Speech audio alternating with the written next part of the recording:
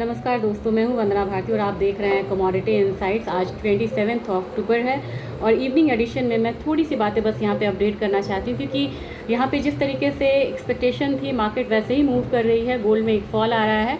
Fall आने का एक दो और रीज़न भी है, मैं आपसे शेयर करना चाह रही थी, क्योंकि यहाँ पे मार्जिन्स जो हैं वो भी बढ़े हैं और इसकी वजह से भी मार्जिन कॉस्ट भी आ रही है यहाँ पे।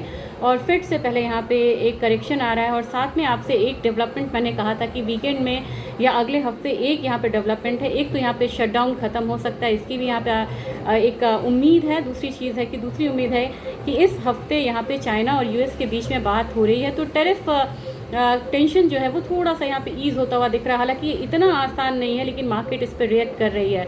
4 सेंट्रल बैंक्स की मीटिंग है, मैं बार बार ये बताना चाह रही हूँ, लेकिन अब यहाँ पे जो करेक्शन है वो थोड़ा सा डीप होता हुआ नज़र आ रहा है। बार बार मैंने आपको कहा था कि 4000 एक साइकोलॉजिकल लेवल है, उसको ब्रीच करता है तो 3944 3900 वाला जो एक लेवल है वो यहाँ पे आते हुए आपको दिख सकता है, क्योंकि वहाँ पे बड़ी पोजीशंस बनी हुई हैं ऑप्शन में। और मैं ये अपडेट भी आपको करूँगी फर्दर कि किस तरीके की मूवमेंट यहाँ पे और आ सकती है।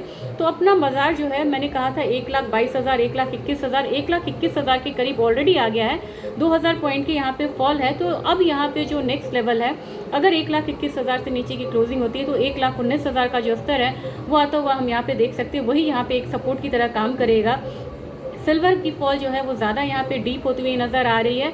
3% का जो एक फॉल है वो हम लोगों ने यहाँ पे आता हुआ देखा है। $47 याद करिएगा, मैंने कहा था $47 से नीचे आती है तो इस कमोडिटी में हम एक बार $45 वाला लेवल आता हुआ देख सकते हैं। तो सिल्वर में मुझे लग रहा है कि अपने बाज़ार में जो कह सकते हैं कि जो डेप्थ है वो बढ़ता हुआ जा रहा है। और यहाँ पे जो मूवमेंट है 1,44,000 को ब्रीच कर चुकी है ये कमोडिटी। तो नेक्स्ट यहाँ पे 1,42 1,40 वाला लेवल इनफैक्ट आप लेके चलिए, क्योंकि सिल्वर में यहाँ पे बड़ी मूव आती है।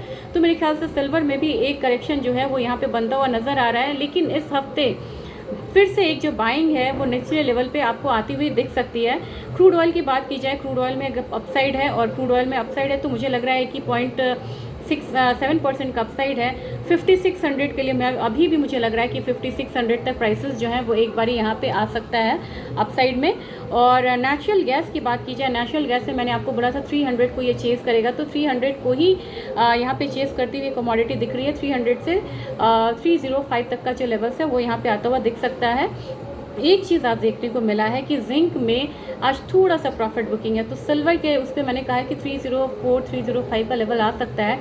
लेकिन यहाँ पे सिल्वर में की तर्ज पे यहाँ पे आपको तैयार रहना होगा, क्योंकि यहाँ पे भी स्क्वीज़ है, शॉर्ट स्क्वीज़ है। फिजिकल की डिमांड ज़्यादा है, लेकिन जब भी फिजिकल की डिमांड जो है वो बनी रहेगी, लेकिन अगर मान लीजिए कि यहाँ पे डिलीवरी छूटती है एक्सचेंजेस से, तो यहाँ पे एक डाउनसाइड आता हुआ दिख भी सकता है। तो जिंक में फ़िलहाल 295 निचले स्तर पे और ऊंचे वाले स्तर पे आपको एक रेजिस्टेंस रहेगा 304 305 का।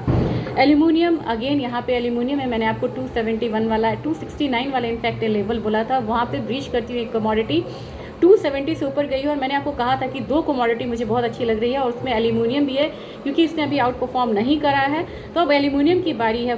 कैसे मेटल्स चले हैं, पहले सोना, फिर चांदी, फिर कॉपर, अब यहाँ पे जिंक ने अपनी चाल दिखाई, रिकॉर्ड हाई आया। अब यहाँ पे एल्यूमिनियम की बारी है, तो 270 का लेवल इसने क्रॉस करा है। मुझे लग रहा है कि यहाँ पे आप 275 276 लेके चल सकते हैं।